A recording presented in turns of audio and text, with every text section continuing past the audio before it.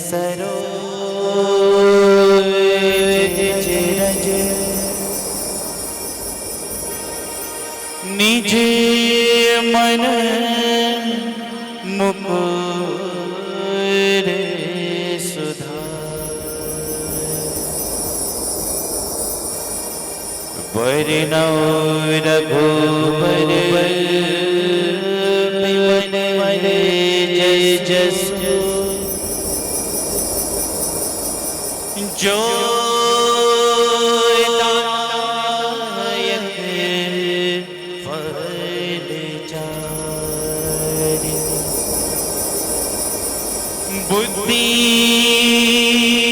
बुद्धिहीन तनु जानिके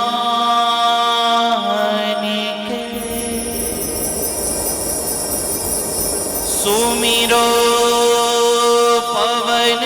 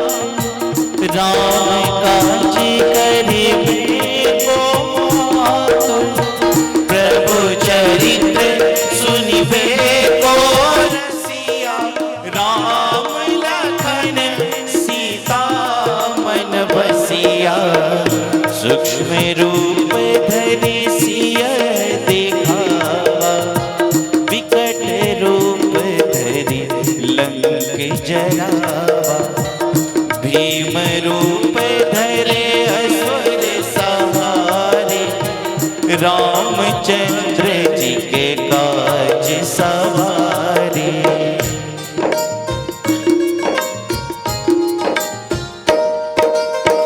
लाई संजीवन लखन जी आए श्री रघुबीर हर्ष और लाए रघुपति की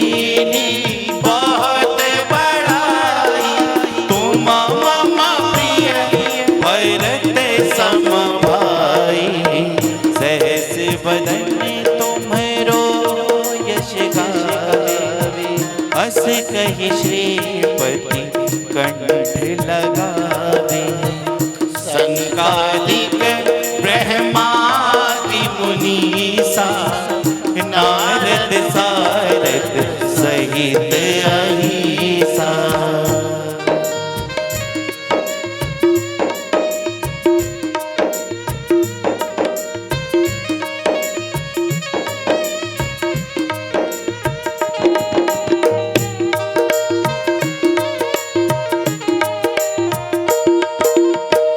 यम कुबेर दिगपाल जाते, कभी कोविद कही सके कहते। तुम उपकार सुग्रीव ही कीना, राम मिलाए राजपद दीना। तुमरो मंत्र विभीषण माना, लंकेश्वर भय सब जग जाना। जुग सहस्त्र जो जन पर भानु, लील्योताहि मधुर फल जानु।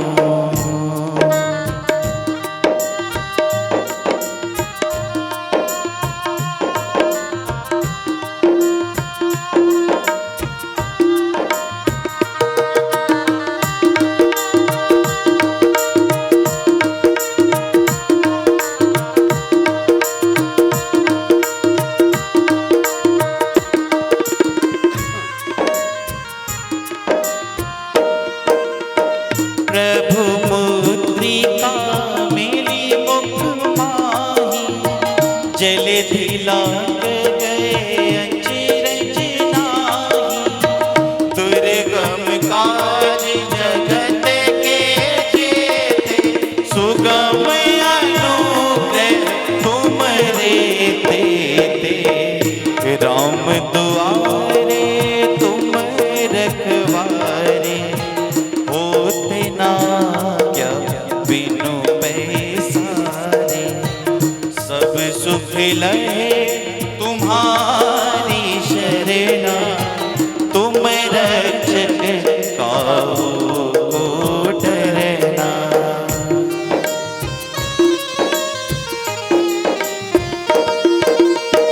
आपन तेज समारो आपे, तीनों लोक हाँकते काँपे।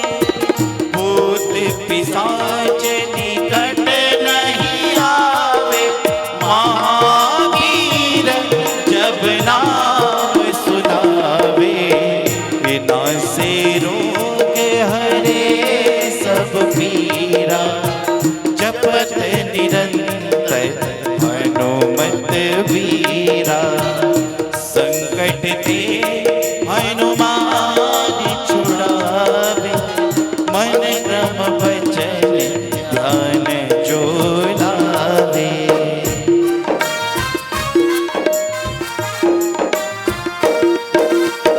सब पर राम तपस्वी राजा, दिन के काज सकल तुम साजा। और मनोरथ जो कोई लावे, सोई अमित जीवन फल पावे। चारों जुग परताप तुम्हारा, है परिसित जगत उजियारा। साधु संत के तुम रखवारे, असुर निकंदन राम दुलारे।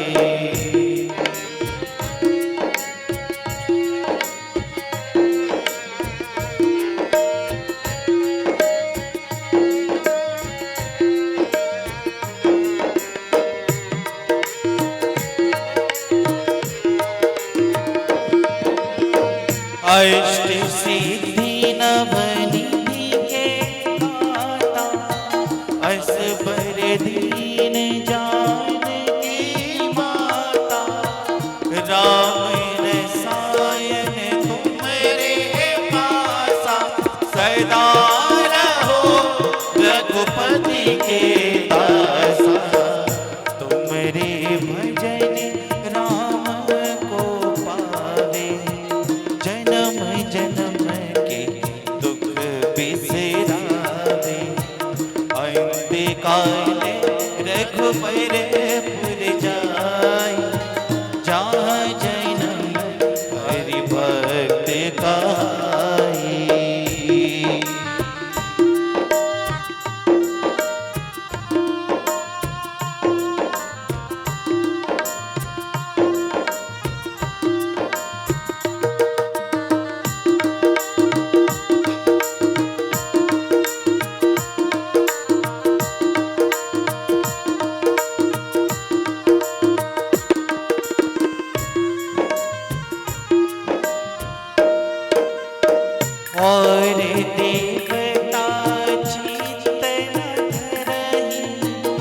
हनुमत से सर्व सुख करई, संकट कटे मिटे सब पीरा, जो सुमिरे हनुमत बलबीरा।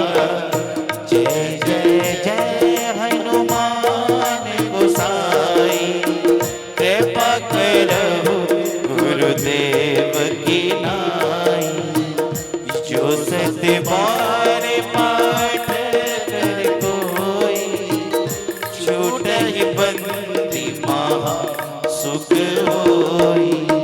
जो यह पढ़े हनुमान चालीसा, होए सिद्ध साखी गौरीसा।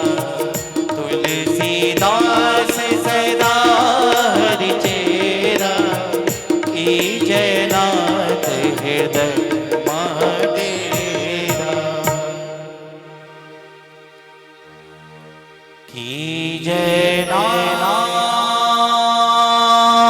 कीजयनाथ हृदय महाडेरा। पवन तनय संकट हर, मंगल मूरति,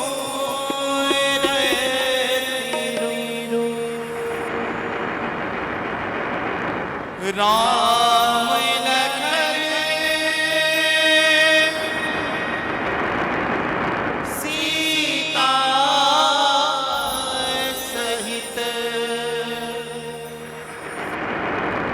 हृदय बसहु सुरभूप।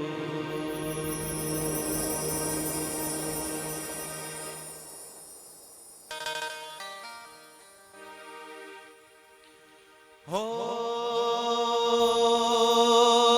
गंगल भवन अमंगल गणानि, द्रवहु सुदशरथ अजिर बिहारी। राम सिया राम जय जय राम। राम सिया राम जय जय राम। दीन दयाल विरुद्ध संभारी,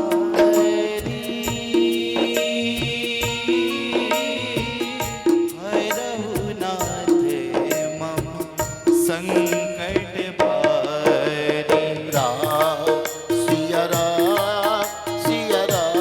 जय जय राम। राम सिया राम जय जय राम।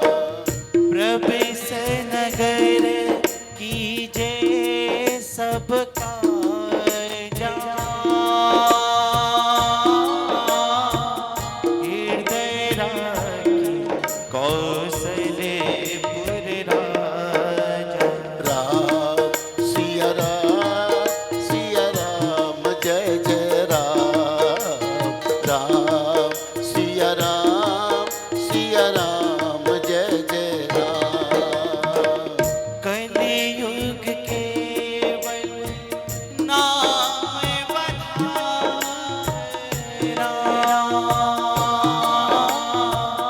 सुमिर सुमिर नर उतरहि पारा। राम सिया राम जय जय राम। राम सिया राम जय जय राम।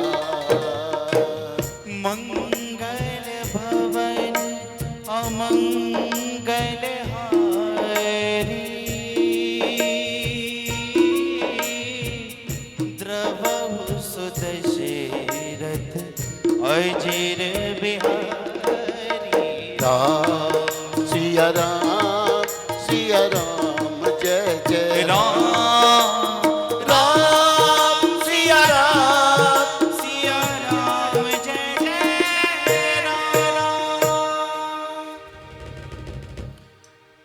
हस्तेऽक्षमाला हृदय कृष्ण तत्वम् जिह्वाग्रभागे श्री राम मंत्रम् यन्मस्तके केशव पाद तीरथ शिवं महाभागवतं नमामि। शिवं महाभागवतं नमामि। भगवान भोलेनाथ ने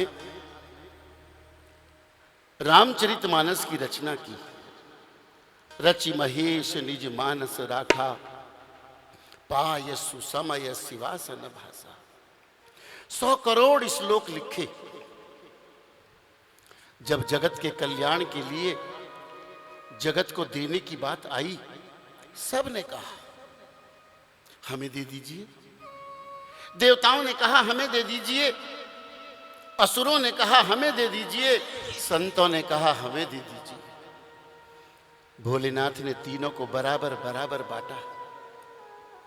33 करोड़ तीनों को दिए। 1 करोड़ बचे। 33 लाख तीनों को दे दिए। 1 लाख बचे। 33,000 तीनों को दे दिए। 1,000 बचे। 333 तीनों को बांट दिए। 1 श्लोक बचा। तीनों ने कहा भोलेनाथ ये भी हमें दे दीजिए। भोलेनाथ तो अवढर दानी है। उस 1 श्लोक को भी तीनों में बराबर बराबर बांटा। अनुष्ठप अनुच्छेद संस्कृत में जो श्लोक बनता है 32 अक्षर लगते हैं। भोलेनाथ ने तीनों को बराबर बराबर 10 अक्षर बांट दिए। 2 अक्षर बचे। तीनों ने कहा भोलेनाथ ये भी हमें दे दो। भोलेनाथ ने कहा ये बीज मंत्र है, ये सार है, इसको मैं अपनी जिह्वा पर धारण करूंगा। और वो 2 अक्षर हैं रा मा। हरि अनंत हरि कथा अनंत। रामचरितमानस गोस्वामी जी सबसे पहले भगवान भोलेनाथ मां पार्वती का ध्यान करते हैं श्रद्धा और विश्वास के रूप में। भवानी शंकरो वंदे श्रद्धा विश्वास रूपिणो, याभ्यां विना न पश्यन्ति सिद्धा स्वांतस्थिमीश्वरम्। श्रद्धा और विश्वास का रूप है मां भवानी। पार्वती जी श्रद्धा का रूप है और भोलेनाथ विश्वास का रूप है। देखो सबसे पहले श्रद्धा और विश्वास के रूप को नमन किया। और नमन ही नहीं, राम कथा लिखनी शुरू की गोस्वामी जी ने तो पहले भोलेनाथ की कथा लिखी। कथा भी कौन सी?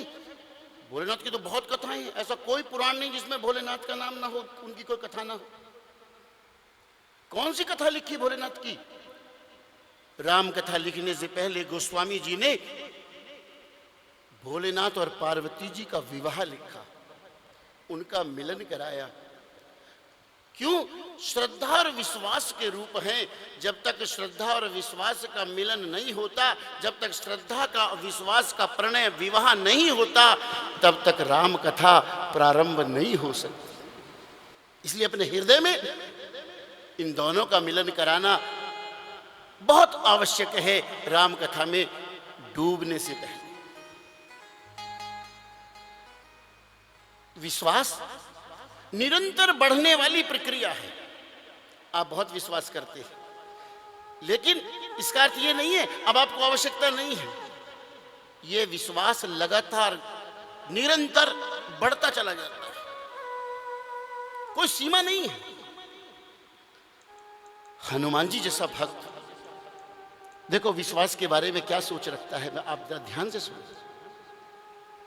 जिस समय लक्ष्मण जी को शक्ति लगी, हनुमान जी संजीवनी बूटी लेने गए, संजीवनी बूटी लेकर आए, भगवान से बातचीत हुई, भगवान ने कुशल क्षेम पूछी। हनुमान जी ने बड़ी विचित्र बात कही, प्रभु आज मेरी भेंट अयोध्या में भरत जी से हुई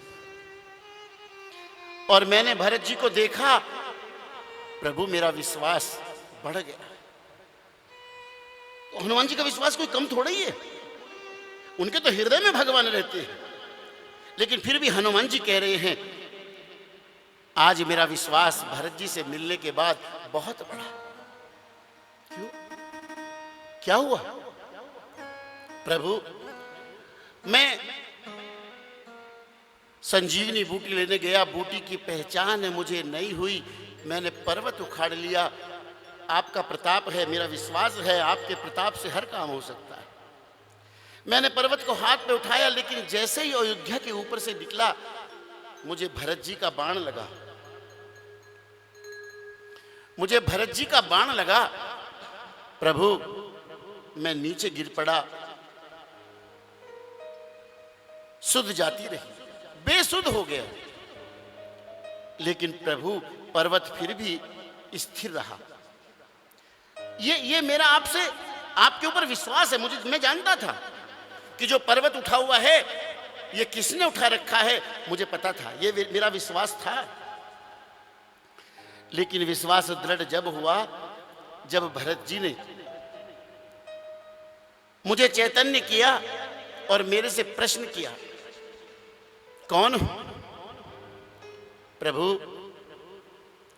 मेरे मन में भी जिज्ञासा हुई, मैंने भी भरत जी से एक प्रश्न किया। मैंने भरत जी से कहा, भरत जी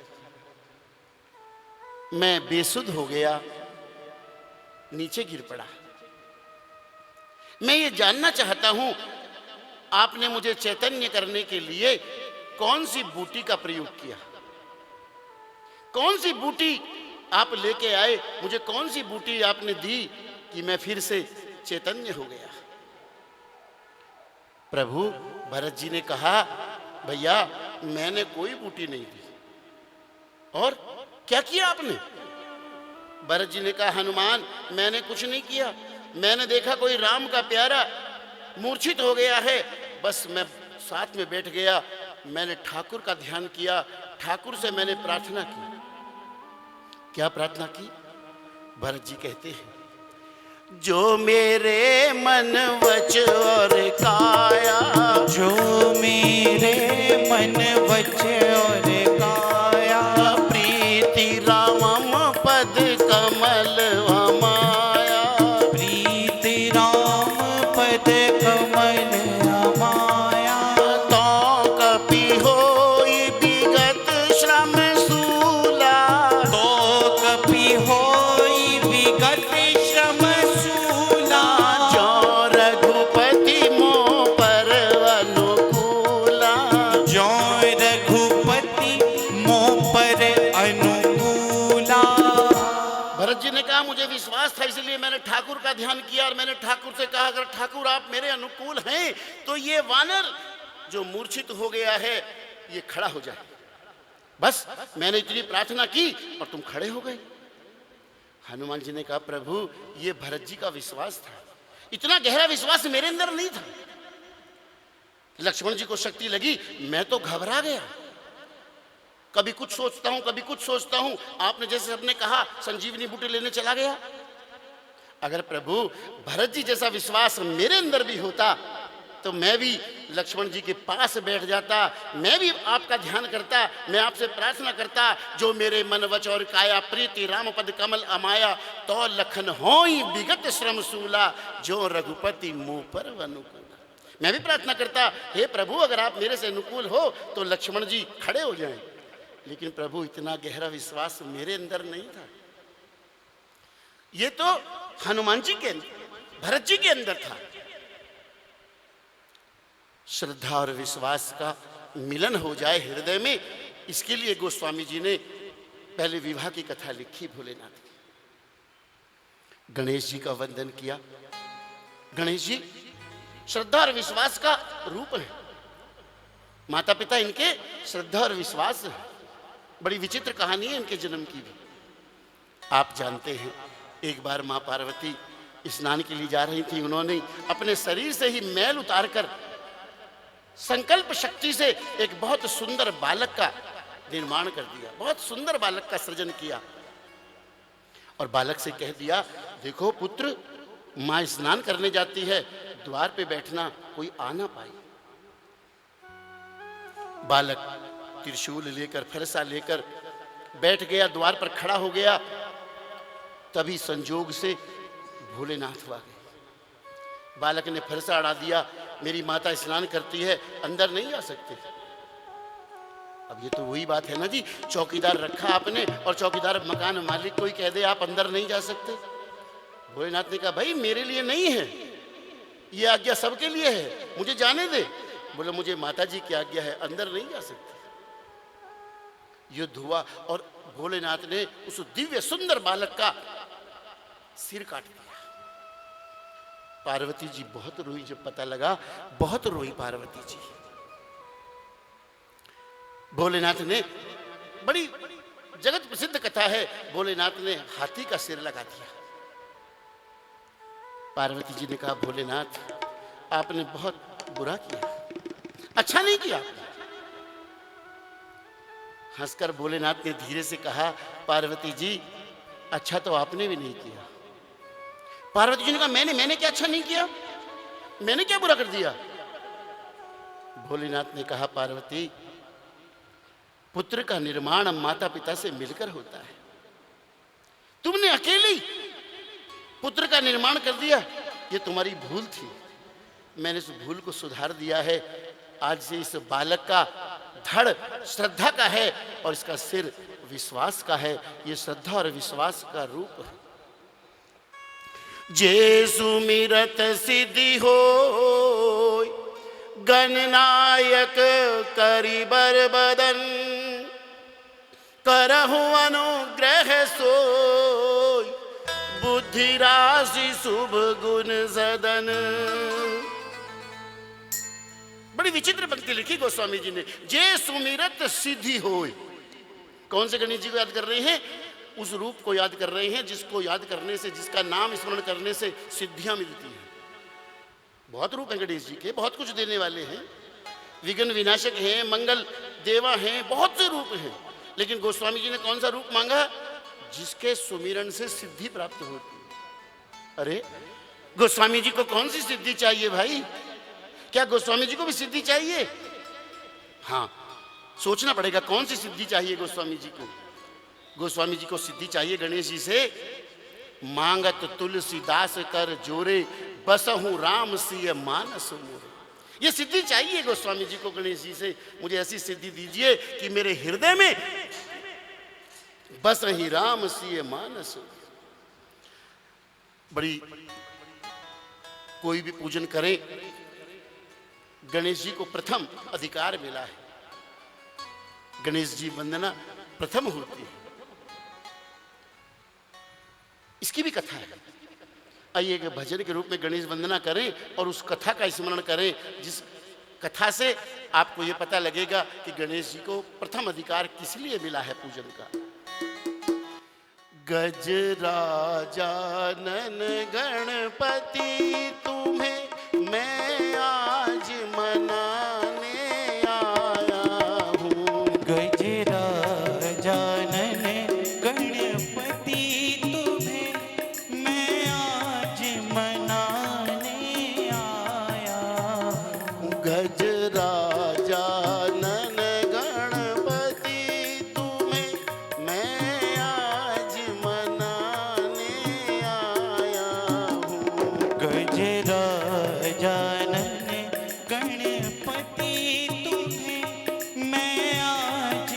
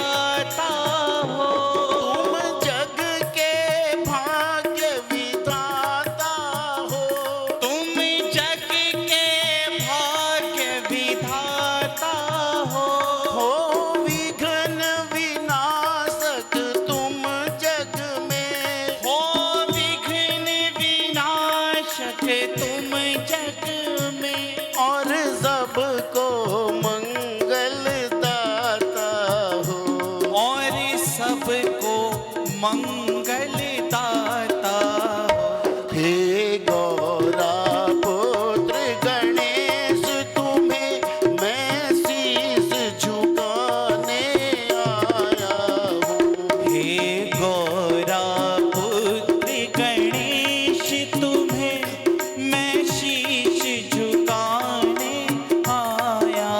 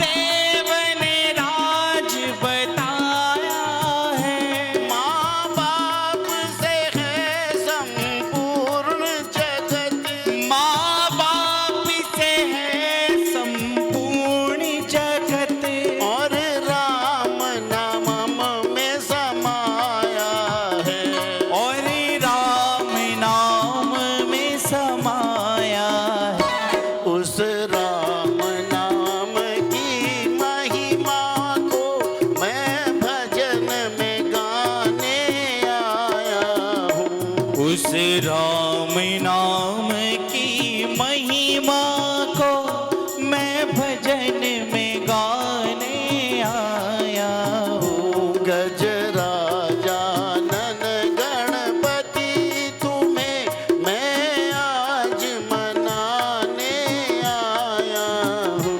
गजराजानन गणपति तुम्हें मैं आज मनाने आया हूँ। बंदौ गुरुपद कृपा सिंधु नर रूप हर महामोह तम पुन जासु बचन रवि कर निकर।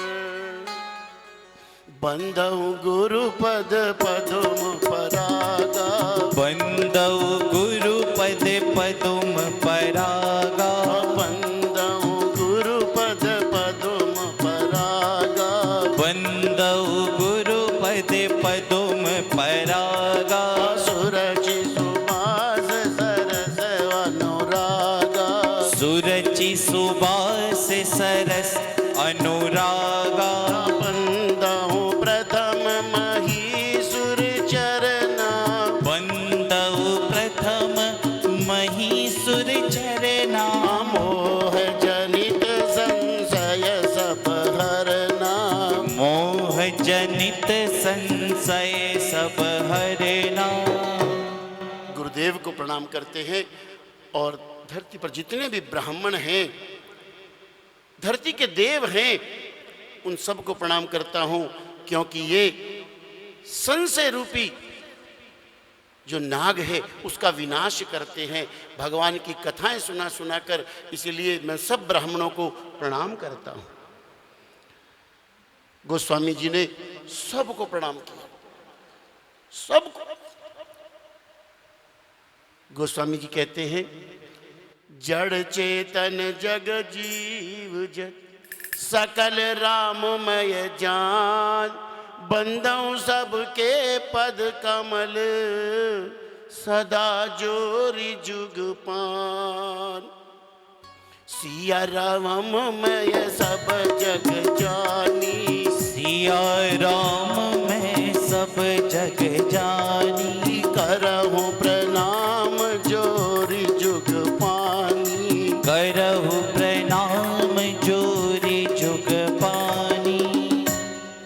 सारे संसार में मेरा राम समाया है। तेरे अंदर भी राम है, मेरे अंदर भी राम है, हम सब के अंदर राम है, उसी परमात्मा का अंश है। आप कहेंगे महाराज सबके अंदर राम है लेकिन दिखाई तो नहीं देता। दिखाई देता है। देखने के लिए दृष्टि चाहिए भाई, दृष्टि चाहिए। आप कहेंगे महाराज कैसी बात कर रहे हो, दृष्टि तो हमारे पास बहुत पैनी है, बहुत पैनी दृष्टि है हमारे पास। हम तो उड़ती चिड़िया के पर गिन के बता दें आपको, हो सकता है, पर यह दृष्टि लौकिक दृष्टि है। अलौकिक को देखना है ना तो दृष्टि भी अलौकिक चाहिए। जैसे कपड़े का व्यापारी कपड़ा देखता है ना तो कपड़े और आंखों के बीच में एक लेंस का प्रयोग करता है। उस कपड़े का सारा तत्व मर्म सारा जान लेता है, ताना बाना कितना है, कैसा है, कपड़े में क्या है। दृष्टि तो उसके पास है, लेकिन जब कपड़ा तत्व को देखना चाहता है तो एक विशेष दृष्टि रख लेता है। ऐसे ही अगर हमें परम तत्व को जानना है तो हमारी दृष्टि भी अलौकिक होनी चाहिए। जैसे मान लीजिए आपने घर में सोने की कुछ मूर्तियां बनवाई, एक में शेर बनवाया, एक में देवी बनवाई सोने की, एक में पक्षी बनाया, आपने रखी अपने घर पे और पड़ोसियों को बुलाई, रिश्तेदारों को बुलाया। उनसे पूछो बताओ भैया ये किसकी है? वो देखते ही कहेगा ये शेर है, ये शेरा वाली है, ये पक्षी है, तुरंत कहेगा। अब आप उन मूर्तियों को उठाइए और किसी सुनार की दुकान पे रख दीजिए और सुनार से कहिए वही प्रश्न, भैया ये किसकी है? वो देखेगा और देखते ही कहेगा ये सब सोने की है। क्यों? क्योंकि सोना तत्व को पहचानने की दृष्टि उसके पास है, वो जानता है, उस तत्व को पहचानता है। ऐसे ही अगर परम तत्व को पहचानना है तो हमें अपनी दृष्टि आध्यात्मिकता का, भक्ति का एक ऐसा लेंस लगाना पड़ेगा भाई जो दिखाई देगा।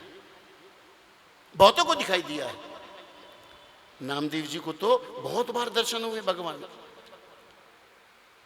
घर में आग लग गई, एक कमरे में आग लगी, उसकी लपटें उठी तो लपटे में हुई गोविंद दिखाई देने लगे। दूसरे कमरों का सामान उठा उठा कर फेंकने लगे, लो गोविंद भोग लगाओ, लो गोविंद भोग लगाओ। और वो कथा तो आपने सुनी है नामदेव जी की। नामदेव ने पकाई रोटी कुत्ते ने उठाई, नामदेव ने पकाई रोटी कुत्ते ने उठाई। पीछे घी का कटोरा लिए जा रहे, पीछे घी का कटोरा लिए जा रहे। प्रभु रूखी तो न खाओ, प्रभु रूखी तो ना खाओ, थोड़ा घी भी लेते जाओ, थोड़ा घी भी लेते जाओ। कैसी शकल बना लई स्वान की, मुझे ओढ़नी उड़ा दे इंसान की। जर्रे जर्रे में है झांकी भगवान की, किसी उज्ज्वली आंख ने पहचान की। जर्रे जर्रे में है झांकी भगवान की, किसी सूझ वाली आंख ने पहचान की। प्रणवाऊं पवन कुमार, खल बन पावक ज्ञान घन, जासु हृदय आगार, बसहि राम सर चाप दर।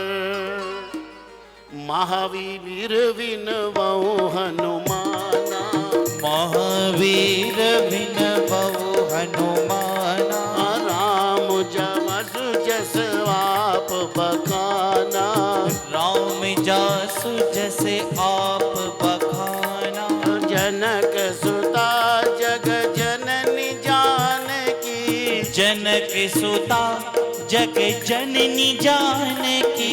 अतिशय प्रिय करुणा निधान की, अतिशय प्रिय करुणा निधान की। ताके जुग पद कमल मनावऊं, ताके जुग पद कमल मनावऊं। जासु कृपा निर्मल मति पावऊं, जासु कृपा निर्मल गति पावऊं। जग जननी आपको प्रणाम करता हूं। आप दुर्बुद्धि का नाश करती हो, निर्मल मति करती हैं। और निर्मल मन जय सो मोहि पावा, भगवान का तो स्पष्ट कहना है। और ये माँ की कृपा से ये मति निर्मल होती है। भगवान को प्रणाम करते हैं। सीधे सीधे राम कथा में प्रवेश करें। वैसे इस बार की कथा ये बहुत सौभाग्यशाली आपके लिए है। आप सब बहुत सौभाग्य वाले हैं क्योंकि इस कथा में एक विशेष बात है। कथा तो मैं बहुत सालों से कर रहा हूँ, आपने बहुत बार सुन रखी होंगी, बहुतों की सुन रखी होंगी, लेकिन ऐसी कथा जीवन में कभी कभी मिलती है। क्यों क्यों कह रहा हूं मैं ऐसी बात? एक विशेष बात है आज कथा में। भगवान से मिलने के, भगवान की ओर इस जीव को मोड़ा जाए, चार साधन संतों ने बताए हैं। हमारे ग्रंथों में चार साधन हैं भगवान के पास, भगवान को अपना बनाने के चार साधन हैं। नाम, रूप, लीला, धाम। भगवान के नाम का स्मरण हो, भगवान का जाप हो, कीर्तन हो, कथाएं हो। नाम, गुण कथाएं में भगवान के गुणों का वर्णन करके इस जीव को भगवान की ओर मोड़ा जाता है। गुण सुनता है ना भगवान के, तो इस जीव का मन होता है भगवान को पाने का। नाम से भी लीला, भगवान की लीलाएं दिखाकर जो उन्होंने किया, वो चरित्र लीलाओं के माध्यम से दिखाकर भक्त के मन को आकर्षित किया जाता है। और धाम, जो हमारे तीर्थ हैं, जहां हमारे भगवान विराजे, आज भी विराजते हैं। वहां जाकर मन निर्मल होता है, भगवान की ओर दौड़ता है। देखो 4 मैंने बताए और आप सुनकर बहुत अच्छा लगना चाहिए आपको। ये चारों इस समय आपके पास उपलब्ध हैं। हम यहाँ कीर्तन कर रहे हैं, नाम का जप कर रहे हैं, नाम का रूप, भगवान के सुंदर सुंदर रूपों की झांकियां आपके सामने हैं। आप इनका दर्शन कर रहे हैं, मन बरबस इनकी ओर खींचा चला जाता है। ऐसा लगता है जैसे हमें देखकर मुस्कुरा रही है ये मूर्ति, हमें देखकर हमें बुला रही है। गुण, यहाँ कथा हो रही है, भगवान के चरित्र का विस्तार किया जाएगा, बखान किया जाएगा, समझने की कोशिश की जाएगी भगवान के चरित्र को। और धाम इतना सुंदर धाम है, अखंड ज्योत यहाँ विराजती है हनुमान जी महाराज का, और स्वयं प्रगति है। ऐसा सुंदर धाम है। तो भगवान के मिलने के जितने भी साधन संतों ने बताए हैं, इस कथा में आप सब के सब आपको उपलब्ध हैं। इसलिए इस कथा का महत्व और ज्यादा बढ़ जाता है। 5 दिन है, लेकिन आप समय से आए और कथा का श्रवण करें, निश्चित रूप से कई गुना आनंद आपको इस कथा में आने वाला है, क्योंकि सारे साधन आपके साथ हैं। कथा किसने सुनाई? भोलेनाथ ने रची, महेश निज मानस राखा, पाए सु समय सिवासन भाका। उन्होंने तेईसन काग भुसुंडी दीना काग भुसुंडी जी को सुनाई। यज्ञवल्क्य महाराज ने भरद्वाज जी को सुनाई। जब भरद्वाज जी भगवान प्रश्न करने लगे यज्ञवल्क्य से, कथा सुनाने के लिए कहने लगे कि मैं राम की कथा सुनना चाहता हूं। देखो बहुत ही सुंदर बात भरद्वाज मुनि से कही यज्ञवल्क्य ने। आपका प्रश्न बहुत अच्छा है, धन्य है आप। जो राम कथा सुनना चाहता है वो धन्य है। लेकिन बहुत सुंदर बात यह है, उन्होंने कहा ऐसे ही संशय कीन भवानी, महादेव तब कहा बखानी। जो आपका प्रश्न है, ऐसे ही एक संशय एक बार भवानी के मन में हुआ, तो महादेव ने उसका विस्तार से उत्तर दिया। ये बड़ी अच्छी और विचित्र बात है, हमारे ग्रंथों की शैली है ये। हमारे ग्रंथ जो शुरू होते हैं ना, कोई भी अध्याय शुरू होगा, ये प्रश्न पूछा, सूत जी ने कहा। सत्यनारायण कथा भी आप पढ़ेंगे ना, उसमें भी यही वर्णन होगा कि ऐसा ऐसा हुआ, पहले ऐसा पूछा ये प्रश्न, ऐसा उसका जवाब दिया गया। इसका क्या कारण है? देखो इसका बहुत बड़ा कारण है, ये हमारी ग्रंथों की शैली है। प्रश्न बहुत अच्छा है, लेकिन प्रश्न पूछने वाले के मन में अहंकार ना जाए। मैंने इतना सुंदर प्रश्न पूछा, मैं इतना ज्ञानवान हूं, ऐसा प्रश्न पूछा। इसीलिए वक्ता पहले कहता है ये प्रश्न तुम नहीं पूछ रहे हो, ऐसा प्रश्न तो पहले भी पूछा जा चुका है। और वक्ता को अभिमान ना हो कि उसने कितना सुंदर उत्तर दिया है इस बात का, इसलिए वो कहता है इसका उत्तर महादेव तब कहे बखानी। भोलेनाथ ने इसका वर्णन किया है, मतलब उत्तर मैं नहीं दे रहा हूं, मैंने सुना है, पढ़ा है। कभी ये कहने वाले के मन में अभिमान ना हो जाए कि मैं बहुत ज्यादा समझदार हूं, कितना सुंदर उत्तर दे रहा हूं। कथा में प्रवेश करते हैं। गोस्वामी जी लिखते हैं, एक बार त्रेता जुग माही, एक बार त्रेता जुग माही, शंभु गए ऋषि कुंभज पाही। शंभु गए ऋषि कुंभज पाही, संग सती जग जननी भवानी। संग सती जग जननी भवानी, पूजे ऋषि अखिलेश्वर जानी। पूजे ऋषि अखिलेश्वर जानी। त्रेता युग की बात है ये, उसी समय उसी मनवंतर की बात है जिस मनवंतर में भगवान का प्रागट्य दशरथ के यहाँ हुआ। वनवास में भगवान हैं, उसी समय की बात है। भोलेनाथ कथा सुनने के लिए आए कुंभज ऋषि के आश्रम में। घड़े से जो पैदा हुआ है, देखो कितनी अलौकिक बात है।